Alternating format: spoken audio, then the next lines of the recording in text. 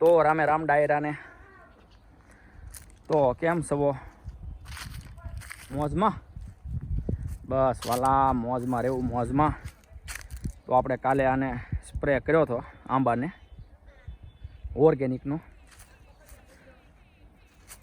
ને આજે આપણે એને આપી દેવાનું છે પાણી આંબાને, કેમ કે પાણી આપશું એટલે કેરી મોટી થશે. એટલે મોટર ચાલુ કરીએ છીએ પણ પાણી આવતા વાર લાગે લાઈને.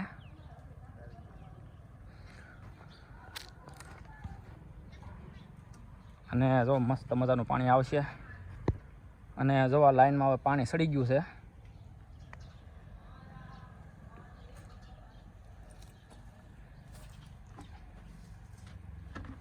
અને જો આવવાની તૈયારીમાં છે પાણી. પહેલાં થોડુંક હેઠું જ આવવા દેવું પડે, નકર પાછું ગરમ બહુ આવે પાણી, કેમ કે તડક્યાની લાઈન તપેલી હોય એટલે પાણી થોડુંક વધારે ગરમ આવે એટલે થોડુંક હેઠું જવા દેવું પડશે. તો જો પાણી આવી ગયું છે અને એક પછી એક ખામણામાં આવેલું જશે. આ પહેલી હાર છે, પહેલી હાર, ને એમાં કેરી અમુક જગ્યાએ છે મોટી. આ બીજી હારમાં જો આવી છે, આમાં જો તરા કાંઈ ઘટે લઈ લો, કાંઈ ઘટે આમાં હે કાંઈ ન ઘટે. બીજી હાર છે ને આ પહેલી હાર છે. જો પહેલી હારમાં અમુક છે હેઠે હેઠે ડાળીમાં, અને જો આ રીતે પાંદડા ઠહડવા પડે ને દાંટો થઈ જાય. તો હાલો પહેલી હારમાં આવે ને તો હું થોડોક ખામો કરી નાખું કોદાળીથી. એક આંબો છેલ્લો બાકી છે એને પાઈ દઉં. છેલ્લી આ પહેલી હાર પાઈ દીધી ને આ આંબાને પાણી આવ્યું નહોતું. જો કેવો થઈ ગયો આંબો, ગઢ પણ આવી ગયો છે 5 કલાક. આમ જો પોગાડી દીધું પાણી.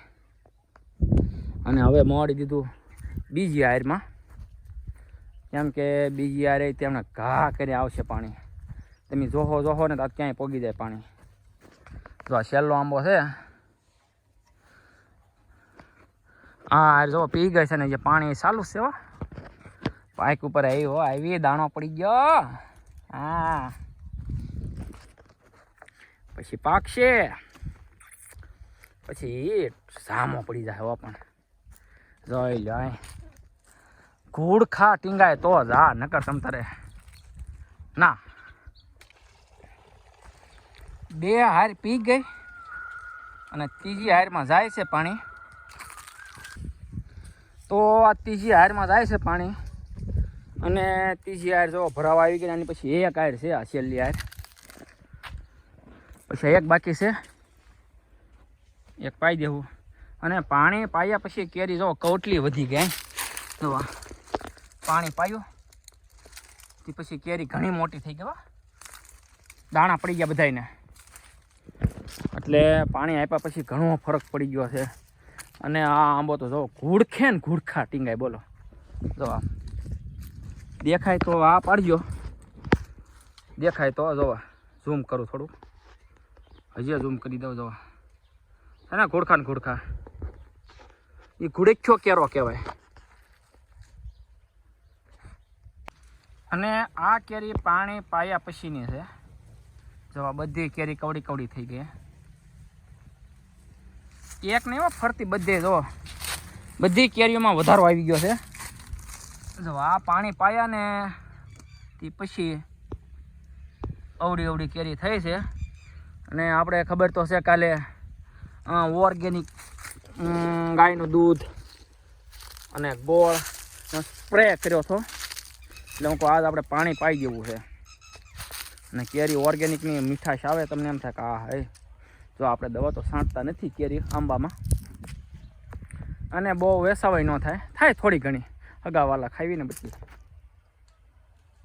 અને આ આંબો એકદમ ગળ્યો હશે, મારો અંદાજ એવો કે એક બહુ ગળ્યો હશે, કેમ કે આની ઉપર મધ બેઠું છે.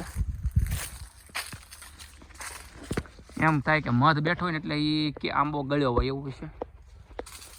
હે દવા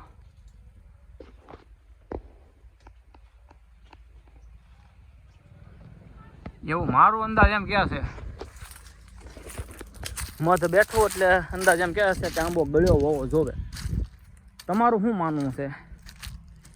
હે? એટલે આંબાને હવે પાણીની ખાસ જરૂર છે. એટલે 3 પાણ આપી દીધા ઉપરા ઉપરે. અઠવાડિયામાં 2 વાર પાણી પાઈ દેવું છે. કેરી થઈ જોઈએ મોટી મોટી આમ લાડવા જવડી. તો હાલો એક કેરો છે પાઈ દઉં. વાળી લેજો.